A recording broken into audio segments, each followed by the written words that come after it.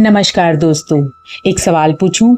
जब आप मिरर में अपना चेहरा देखते हैं, क्या वो आप हैं या आप कुछ और हैं जो उस चेहरे के पीछे बैठा है? ये सवाल सुनने में फिलॉसफिकल लगता है, लेकिन इसका जवाब आपकी पूरी जिंदगी बदल सकता है। हम सब अपने आप को अपने शरीर से, अपने नाम से, अपनी जॉब से, अपनी पहचान से जोड़ लेते हैं, और जब इनमें से कुछ छिन जाता है, बॉडी बूढ़ी हो जाती है, जॉब चली जाती है, तो हम टूट जाते हैं। क्यों?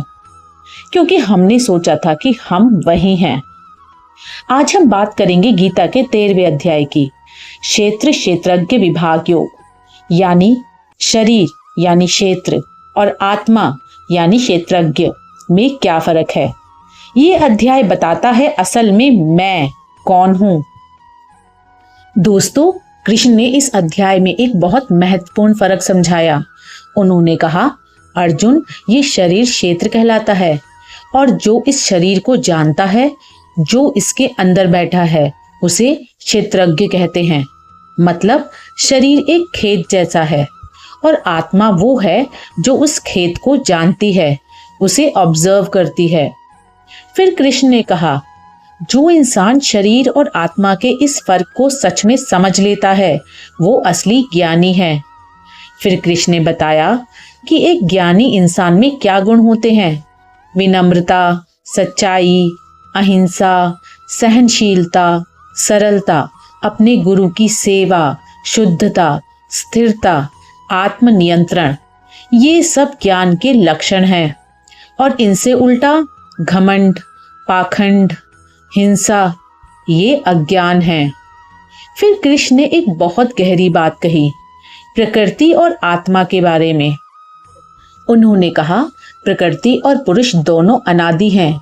शरीर, इंद्रियां, मन, ये सब प्रकृति से बनते हैं, लेकिन जो इन सबको देखने वाला है, अनुभव करने वाला है, वो पुरुष, वो आत्मा है। और सबसे महत्वपूर्ण बात, जो इंसान देखता है कि सारे कर्म प्रकृति करती है और आत्मा सिर्फ एक विटनेस है, एक गवाह है, वो सच में देखता है। ये बहुत क्रांतिकारी विचार है। कृष्ण कह रहे हैं, जो भी हो रहा है उसे मैं कर रहा हूं। समझने की जगह उसे एक विटनेस की तरह देखो। जैसे एक दर्शक मूवी देखता है, वैसे ही आत्मा शरीर और मन के नाटक को देखती है।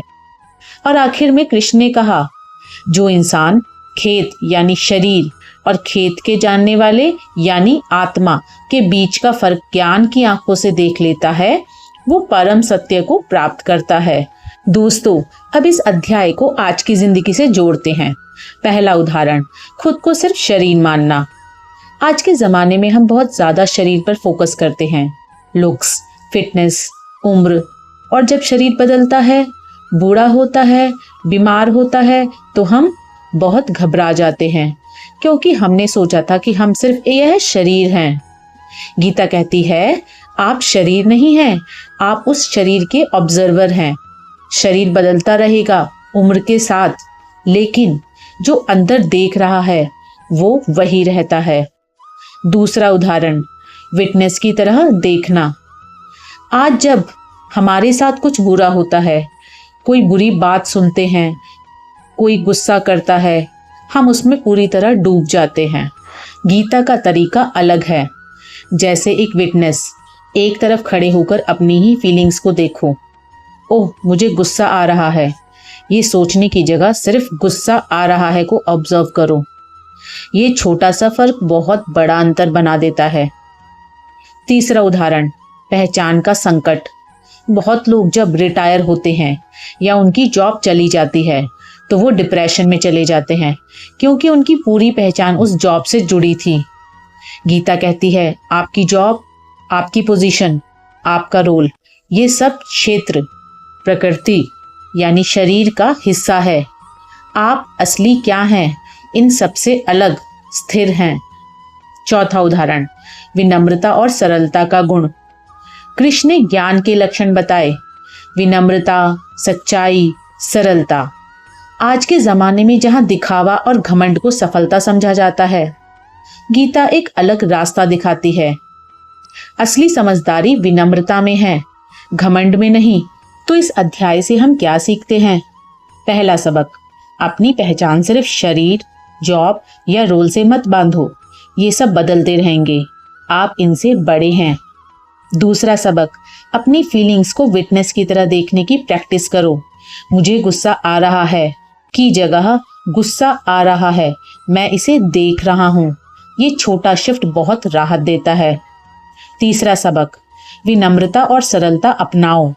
ये कमजोरी नहीं, असली समझदारी की निशानी है।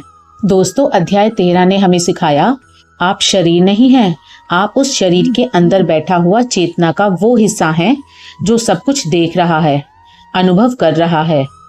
आज एक छोटा सा एक्सपेरिमेंट कीजिए। कोई भी इमोशन आए तो उसे एक विटनेस की तरह ऑब्जर्व कीजिए, उसमें डूबे बिना बस 1 मिनट के लिए ट्राई करिए। अगर ये वीडियो अच्छा लगा हो तो कमेंट में लिखिए, मैं शरीर नहीं उससे बड़ा हूँ। अगले अध्याय में हम बात करेंगे अध्याय 14, गुणत्रय विभाग योग, यानी अच्छे और बुरे विचारों का चक्र कैसे काम करता है। सब्सक्राइब करें और बेल आइकन दबाएं।